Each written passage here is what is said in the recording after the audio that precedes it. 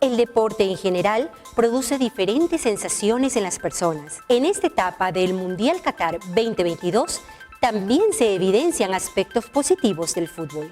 Sin embargo, dependiendo de la personalidad del hincha, estos sentimientos podrían variar, impactando en la salud mental. Recordemos que en los deportes, como en otras actividades, no solo están los hinchas, sino los fanáticos. Hoy hablamos del fanatismo futbolístico, aquí en Frenéticas, la sección de opiniones críticas del Sistema Integrado de Medios.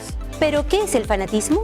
Podemos decir que es un estado mental en el que la persona está envuelta en una pasión exagerada, desmedida e irracional. En la mayoría de los casos, no solo se da el fútbol, sino en diferentes ámbitos como el político, religioso o antirreligioso. Hablamos con Julia Mora Armijos, psicóloga clínica y experta en tratar pacientes con malos comportamientos y excesos, quien nos comenta que el fanatismo suele terminar mal.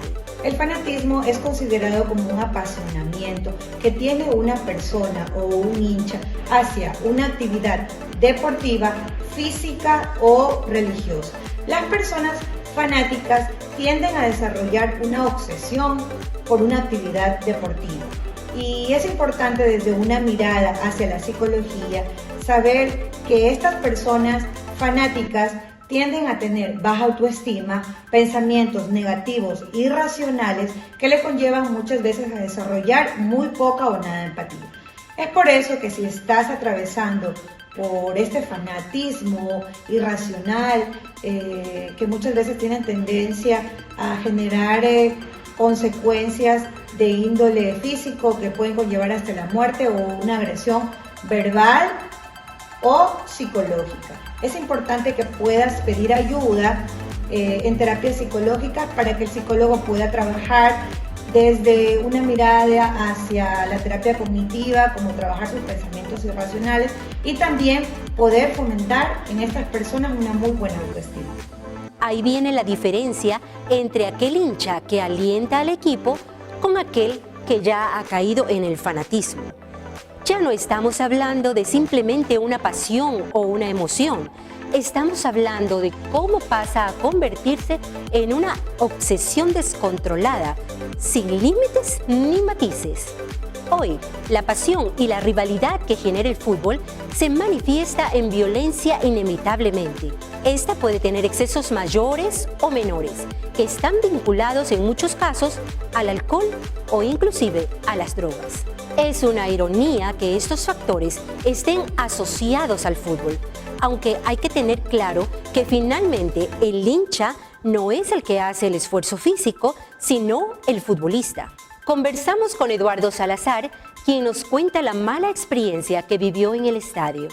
Sí, como todos, yo creo que cuando hemos ido al estadio ha sido con la final un poco de divertirnos, de pasarla bien, pasar en familia en algunos casos, ¿no? Y que muchas veces ha preferido ya dejar de ir por esta cierta hinchada que está como muy metida en el tema de las barras bravas, de las un poco violentas también, si se quiere decir así, que ha hecho que uno termine de dejar de ir.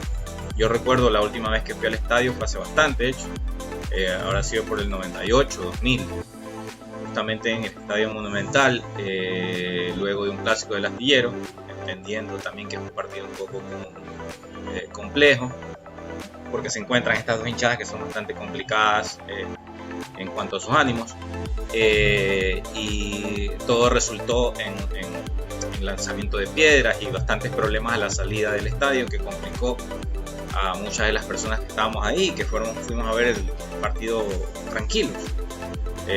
Y ya esa fue, igual hubo otras, ¿no? El estadio Modelo también hubo una que terminó en problemas. Entonces ya esa acumulación de vivencias yo creo que es un poco que me aleje de ir al estadio.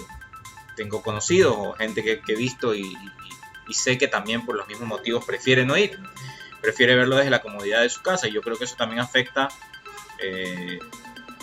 a los hinchas que queremos ir de manera pacífica a ver un partido, pero estamos expuestos también a este descontrol que suele haber y que ha tenido consecuencias fatales en algunos casos.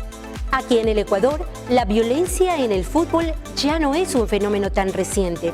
Siempre ha existido actos violentos esporádicos alrededor del fútbol, pero hoy se puede decir que se ha incrementado e incluso hay una violencia constante en los partidos. Un niño murió en el Estadio Monumental de Guayaquil. La pregunta del millón es, ¿qué ha pasado después de eso? Nada. Su muerte sigue impune. No hay una ley fuerte que apoye a la antiviolencia y no hay una exigencia por parte de la Federación Ecuatoriana de Fútbol más que poner cámaras, herramientas que no previenen el acto violento. Pero, ¿cómo se puede prevenir incidentes violentos dentro de los estadios para que no ocurra lo sucedido? En Inglaterra, donde los estadios no tienen ningún tipo de barreras, el que topa el gramado va preso 2 años y no puede volver a un estadio de fútbol en todo el país.